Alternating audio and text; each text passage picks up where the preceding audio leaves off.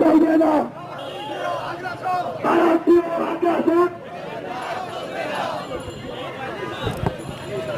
তাকে একলা পাইছে, একলা পাওয়ার পরে তাকে নিয়ে গেছে, নিয়ে যাওয়ার পরে পুরা পিছনে এখানে এখানে এখানে ক্রিজ দিয়ে কোপাইছে, পায়ে কোপাইছে, কোপাই তাকে হত্যা করছে। আমরা শোকাহত।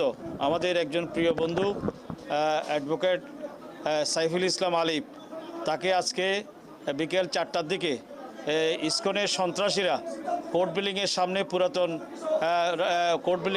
পুরাতন বাংলাদেশ ব্যাংকের সামনে রাস্তায় থেকে টেনে হেসছে রঙ্গম সিনেমার গলির ভিতরে নিয়ে গিয়ে তাকে সন্ত্রাসীরা কুপিয়ে জখম করে ঘটনাস্থলে তার মৃত্যু হয়েছে। ছাদের থেকে 8তলা ছাদের উপর থেকে আমাদেরকে ইট নিক্ষেপ করছে, তারপরে ওরা কিরিজ নিয়ে আসছে উপর থেকে, মনে করেন আরো কি কি জিনিস আমাদেরকে মারছে।